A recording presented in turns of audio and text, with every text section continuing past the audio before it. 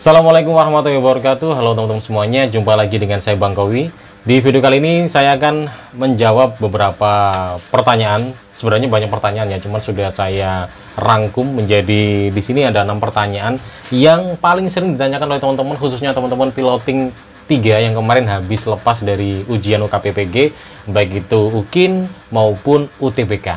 Nah, dan pertanyaan ini juga saya berikan ke teman-teman saya yang mereka bertugas sebagai dosen penilai, dan mereka memberikan jawaban ke saya, dan akhirnya ini akan saya sampaikan ke teman-teman dan semoga bisa menjadi nafas lega buat teman-teman agar tidak kepikiran lagi. Langsung aja mari kita bahas pertanyaannya satu persatu. Pertanyaan yang pertama, bagaimana jika studi kasus jumlah karakternya sedikit tapi 4 poin pertanyaan sudah terjawab semuanya? Ini pertanyaan sering ditanyakan oleh semua teman-teman, khususnya teman-teman piloting 3 di kolom komentar video saya ya. Nah, teman-teman memang kalau di piloting pertama itu kan ukurannya kita pakai studi kasus itu adalah kata ya. Jadi mode kata, jadi minimal 300, maksimal 500 kata. Kemudian di piloting yang sekarang ini memakai ukuran karakter, jadi tinggal dikonversi aja. Jadi kalau kira-kira kalau karakter ya standarnya kalau maksimal di kata itu 500, berarti karakter ya sekitar 10 ribuan lah gitu ya. Cuman di sini banyak teman-teman saya yang dosen penilai mengatakan bahwa teman-teman nggak usah fokus di karakter sebenarnya. Sekarang teman-teman cukup fokus saja di 4 pertanyaan dan itu harus terjawab semuanya. Jadi menjawab dari pertanyaan ini, bagaimana jika studi kasus jumlah karakternya sedikit tapi 4 poin pertanyaan sudah terjawab, ya insya Allah itu aman-aman aja. Walaupun karakternya tidak sesuai dengan jumlah minimal, tapi kalau 4 karakter atau 4 poin, maksudnya 4 poin pertanyaan sudah dijawab, maka itu sudah bisa menjadi ukuran para penguji untuk menilai. Nah, pertanyaan berikutnya yang kedua ini, bagaimana jika ada poin pertanyaan yang belum dijawab? Nah, kalau terkait ada poin pertanyaan yang belum dijawab, biasanya penguji itu ada yang memberikan kesempatan kepada pesertanya untuk melakukan yang namanya remedi. Jadi remedi untuk studi kasus. Kalau misalnya tidak ada notifikasi di teman-teman di LMS-nya ya, di PMM terkait untuk meremedi studi kasusnya, maka bisa dipastikan ya sudah aman-aman aja. Meskipun ada poin yang belum terjawab. Kenapa dikatakan aman? Karena dari segi nilai di penilaian yang pilihan ganda itu sudah cukup membantu untuk nilai studi kasus yang mungkin dirasa kurang. Karena di UTBK ini kan ada 2 nilai yang akan diakumulasi, yaitu nilai di pilihan ganda dan juga nilai di uraiannya, yaitu studi kasusnya. Gitu ya. Kemudian pertanyaan yang ketiga, apakah jika nilai studi kasus jelek akan langsung tidak lulus? Nah, ini juga banyak ditanyakan ya. Kalau nilai studi kasus jelek, otomatis tidak akan langsung ditentukan nggak lulus gitu ya, tapi akan diakumulasi dengan nilai pilihan ganda.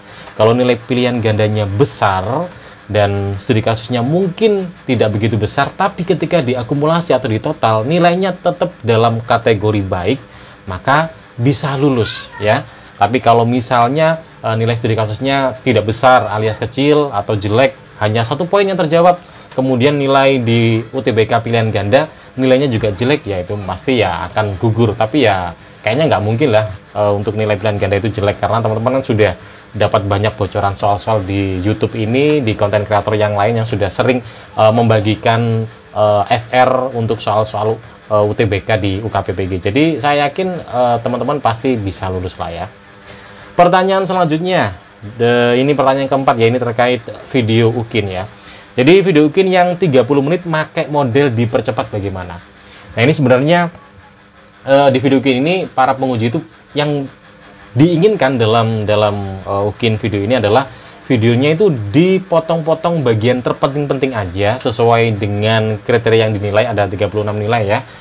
Kemudian dipendekkan menjadi 30 menit. Jadi potongan-potongan ya. Bukan video itu dipercepat. Jadi banyak penguji, teman-teman saya itu yang ngasih laporan ke saya bahwa banyak yang mahasiswa itu dipercepat, malah itu kan malah membuat fokus si penilai akhirnya buyar gitu ya, jadi nggak bisa menilai akhirnya. Namun bagaimana kalau 30 menit pakai model dipercepat? Ya sebenarnya tidak begitu bermasalah karena masih ada video yang versi full 2JP. Jadi teman-teman penguji itu nanti untuk menilai video teman-teman sebenarnya akan menilai yang 30 menit dulu. itu nanti dinilai untuk melihat 36 kriteria yang ada di penilaian yang sudah disediakan dalam LMS penilaiannya. Kalau misalnya di 30 menit sudah tampak semuanya 36 kriteria itu dan sudah bisa ternilai, ya berarti cukup video yang 2JP kemungkinan tidak akan dilihat. Tapi kalau di 30 menit itu hanya tampak beberapa kriteria saja, maka akan dilihat yang full. Barangkali ada hal-hal terpenting yang mungkin dibutuhkan dalam kriteria tapi belum diletakkan dalam 30 menit. Gitu ya teman-teman. Jadi ya model dipercepat ini jangan dilakukan sebenarnya ya. Cuman kalau sudah terlanjur ya udah nggak apa-apa. Yang penting masih ada video yang 2JP-nya ya. Namun teman-teman piloting berikutnya jangan lakukan yang namanya dipercepat ya. Tapi silakan potong bagian-bagian adegan terpenting saja. Kita lanjut di pertanyaan yang kelima. Masih tetap ini tentang video kin. Jadi ada video kin yang banyak yang tidak memenuhi 36 kriteria penilaian, itu bagaimana? Jadi misalnya nih teman-teman melaksanakan pembelajaran, kan ada 36 kriteria penilaian yang sudah pernah saya bahas itu ya, seperti menghias kelas, kemudian posisi duduk siswa dan lain sebagainya. Bagaimana kalau banyak tidak memenuhi 36 kriteria? Teman-teman yang menilai itu adalah manusia yang pasti nurani, itu pasti akan digunakan ya. Karena banyak teman-teman saya yang misalnya mendapatkan sekolah-sekolah di pelosok, sekolah-sekolah yang satu atap, sekolah-sekolah di pinggiran, itu malah kondisi kelasnya itu sangat tidak layak gitu ya. Ada yang atapnya itu sudah rusak, kemudian kursinya tidak layak, bahkan suasana kelasnya itu sangat mengenaskan. Tapi akhirnya penilai atau si dosen penguji itu pasti akan berusaha untuk memaklumi lah ya, karena memang kondisi SDA dari sumber daya alam dari sekolahnya itu memang ya demikian gitu kan. Jadi nggak mungkin langsung kita para penguji itu letterlek gitu ya, langsung kaku. Kalau nggak tampak biasanya berarti langsung nilainya 1, nggak mungkin. Jadi pasti menggunakan nuraninya, ya pasti akan dinilai di tengah-tengah lah ya. Jadi teman-teman ya termasuk untuk kriteria yang lain, misalnya nggak tampak, nggak mungkin penguji langsung nilai 1, itu enggak. Jadi pasti ada nurani yang akan terlibat dalam menilai dari video teman-teman yang akan diberi nilai di standar sedang lah pastinya gitu ya. Jadi teman-teman nggak usah khawatir ya. Nah, ini pertanyaan terakhir nih, berapa peluang lulus jika semua soal sudah kita jawab dan video kin sudah terkumpul dan bisa diakses? Ini yang disampaikan oleh teman-teman saya para penguji ya.